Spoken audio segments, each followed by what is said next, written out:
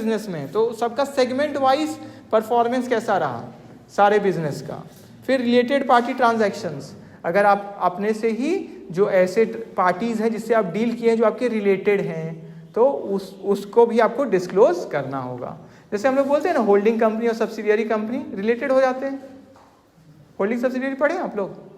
आप पढ़ेंगे, इसमें तो आपको प्रैक्टिकल भी है, पढ़ेंगे, ठीक है। देखिए नेक्स्ट, फिर how an annual report is different from, तो ये हम लोग पार्ट्स देख लिए।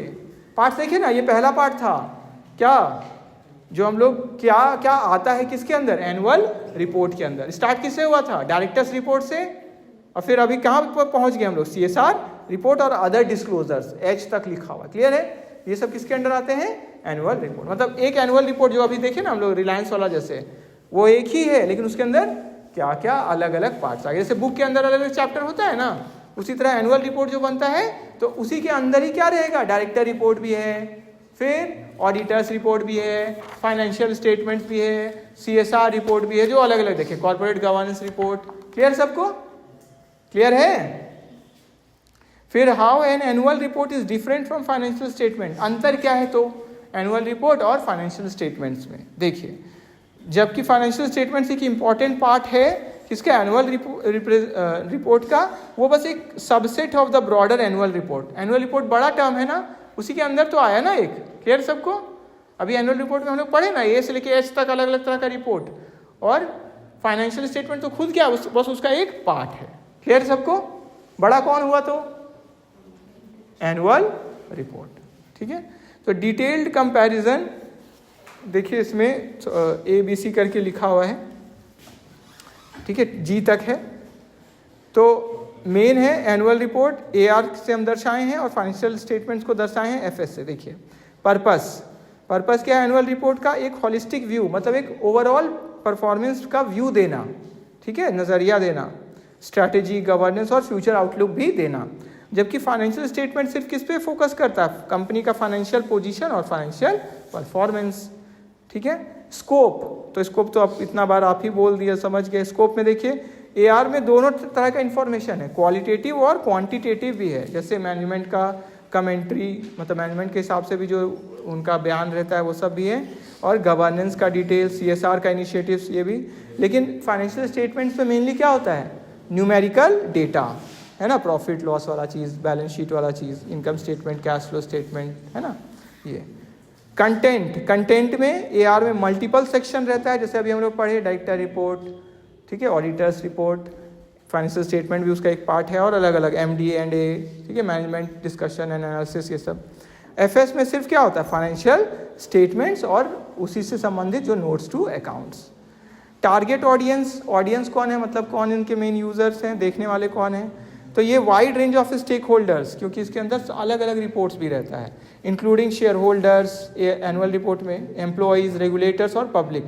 और फाइनेंशियल स्टेटमेंट्स मेनली किसके लिए है, इन्वेस्टर्स, क्रिएटर्स और एनालिस्ट जो फोकस करते हैं फाइनेंशियली चीज़ों पर, फाइनेंशियल मैट्रिक्स, मतलब जो फाइनेंशियल से चीज़ें कनेक्टेड है।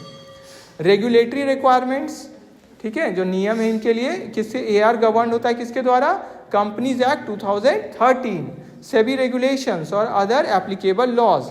जबकि financial statements mainly companies act और अकाउंटिंग स्टैंडर्ड्स, मतलब जो भी फाइनेंशियल स्टेटमेंट्स पर जो लागू होते हैं। तो AR तो बड़ा वाला चीज़ है, इसलिए उस पर ज़्यादा चीज़ें लागू हो जा रही हैं, ठीक है।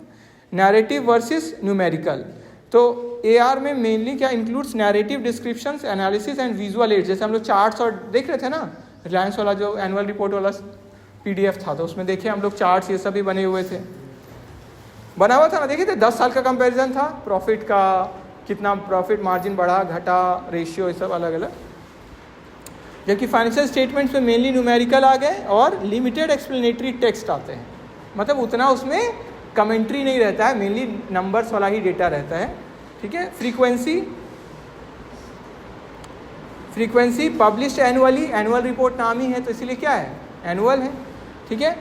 Coinciding with the companies financial year and, ठीक है, तो एक साल वाला ये हो गया। जबकि FS जो है फाइनेंशियल स्टेटमेंट ज़्यादातर एनुअली ही रहता है, ठीक है, but forms part of the annual report, ठीक है।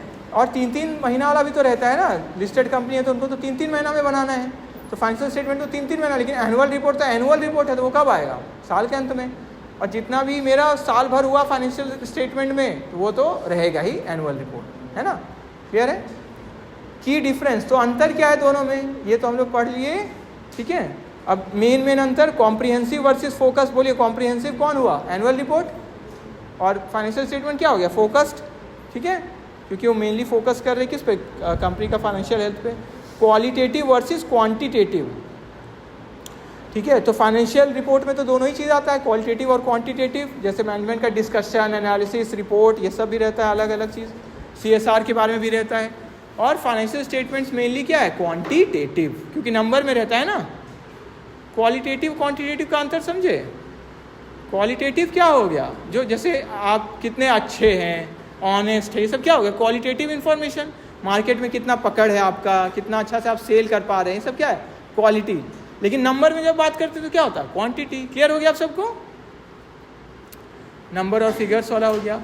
फिर वॉलेंट्री वर्सेस मैंडेटरी। कुछ सेक्शन जो है एनुअल रिपोर्ट का, जैसे MD&A management discussion and analysis, या सस्टेनेबिलिटी रिपोर्ट, वो वॉलेंट्री भी हो सकते हैं। मतलब वॉलेंट्री होते हैं, जैसे उनको ज़रूरी नहीं है दिखाना, जिनका कंपनी का मन किया तो उसको दिखाएगी नहीं, अगर क्योंकि ज़रूरी नहीं है तो उनके ऊपर है उनको दिखाना है या नहीं दिखाना है। या इंडस्ट्री स्पेसिफिक, किसी किसी इंडस्ट्री में ही बस वो लागू होते हैं। जबकि फाइनेंशियल स्टेटमेंट तो हर कंपनी के लिए क्या है? मैंडेटरी है, उनको दिखाना होगा, ठीक है। इंडिपेंडेंट ऑडिट, सिर्फ फाइनेंशियल स्टेटमेंट और ऑडिटर रिपोर्ट क्या है? सब्जेक्ट टू इंडिपेंडेंट ऑडिट, ठीक है। तो only the financial statements and auditors report लिखा हुआ है। ऑडिटर का रिपोर्ट, इसी को हम लोग क्या बोलते हैं कि इसी में क्या है? ऑडिट, मतलब उसका ऑडिट हो जाता है, मतलब एक्सपर्ट लोग जो जांच लेते हैं, जैसे कंपनी का जो फाइनेंशियल ऑडिट हो गया है ना, स्टैट्यूटरी ऑडिट बोलते हैं, तो CA लोग जो अपना प्रैक्टिस कर रहे हैं, जो लास्ट क्लास में बताए थे ना, अपना ऑफिस है, वो लोग आके ऑडिट करते हैं। तो वो कंपनी से संबंधित तो नहीं है ना, डायरेक्टली तो नहीं संबंधित, तो उसको क्या बोलते हैं? इंडिपेंडेंट ऑडिट, स्वतंत्र व्यक्ति है ना। आप किसी कंपनी में काम कर रहे हैं और कंपनी आपको कोई काम बोली है, तो कंपनी से आप जुड़े हैं, तो उतना खुल के तो आप हो सकता है ना कर पाए, लेकिन बाहर से जैसे डॉक्टर के पास जाते हैं तो वो तो अच्छा से देखते हैं ना क्या हुआ है क्या नहीं हुआ है। तो उसी तरह बाहर से जो CA आ रहे हैं, जो ऑडिटर्स आ रहे हैं, वो क्या देखेंगे कि असल पोजीशन क्या है, वो खुल के बोल पाएंगे, क्योंकि वो डायरेक्ट कंपनी के एम्प्लॉय थोड़ी है, तो वो बता सकते हैं कि देखिए यहाँ पे ये है, यहाँ पे ये है, वो रख सकते हैं बात अपना, ठीक है। सिंपल में समझना, इंडिपेंडेंट का मतलब तो ऐसे समझिए, क्रिकेट में अंपायर जो रहते हैं तो ज़्यादातर कोशिश क्या किया जाता है कि ना ही वो ये देश से रहे ना ही वो देश से रहे, है ना। तो क्या हो सकता है? वो स्वतंत्र रूप से निर्णय ले लेते हैं ना फिर, कि नहीं आउट है तो आउट है ना। तो वो नहीं आएगा कि नहीं मेरे ही देश का बैट्समैन है ना, उस तरह का फीलिंग नहीं आए, ठीक है। इंडिपेंडेंट समझ गए सब, स्वतंत्र रूप से जब हम लोग काम करते हैं। कोई दोस्त आपसे पूछे कि मेरा बताओ कुछ, ये मैं हम ठीक किए कि नहीं, और अगर आप सही में दोस्त का भला चाहते हैं तो उसको क्या बोलेंगे? सही से ही बोल देंगे ना कि नहीं ये जो काम किया देखो ये अच्छा था, ये अच्छा नहीं था, ये नहीं करना चाहिए था। तो ये क्या स्वतंत्र रूप से जब आप बोलते हैं, है ना, बिना कोई अलग भय के, डर के, लालच के। अदर सेक्शंस जो है एनुअल रिपोर्ट का, जैसे डायरेक्टर्स रिपोर्ट या CSR डिस्क्लोजर, ठीक है, आर नॉट ऑडिटेड, वो ऑडिट नहीं होता है अगर मतलब जिसमें प्रावधान नहीं है, लेकिन आपको जो भी उसके लिए नियम है उसका पालन करना है। लास्ट में देखिए कंक्लूजन लिखा हुआ है, तो कंक्लूजन में एनुअल रिपोर्ट एक इम्पॉर्टेंट कम्युनिकेशन टूल है, ठीक है, जो नंबर के आगे जाता है, क्योंकि फाइनेंशियल स्टेटमेंट्स के अलावा इसमें और चीज़ें भी शामिल रहती हैं, ठीक है। बाकी सब हम लोग डिटेल में डिस्कस कर ही लिए कि बस फाइनेंशियल स्टेटमेंट्स में परफॉर्मेंस के बारे में और पोजीशन के बारे में बताया रहता है फाइनेंशियली, जबकि एनुअल रिपोर्ट में ज़्यादा चीज़ रहता है। लेकिन दोनों ये क्या करते हैं, एक साथ मिलकर ट्रांसपेरेंसी, अकाउंटेबिलिटी और इन्फॉर्म डिसीजन मेकिंग को प्रोत्साहन देते हैं, मतलब कि अच्छे से डिसीजन ले। फाइनल आंसर में वही चीज़ लिखा हुआ है जो ऊपर पढ़े, कंस्टिट्यूएंट्स ऑफ एनुअल रिपोर्ट में क्या क्या आ गया? Directors report, financial statements, auditors report, corporate governance report, MD&A management discussion and analysis, share holder information, CSR report and other disclosure. एक बार ध्यान दीजिए, जितना हम लोग पढ़े अभी कि ये भी है, ये भी है, ये भी, इतना ही रहे, इतना जरूरी नहीं, इससे ज़्यादा भी हो सकता है। क्लियर है? और कोई कंपनी जो मैंडेटरी पार्ट नहीं है उसको नहीं भी दिखा सकती है, क्लियर है, क्योंकि उनके कंपनी के लिए वो ज़रूरी नहीं है दिखाना, तो उसको छोड़ भी सकते हैं। क्लियर है?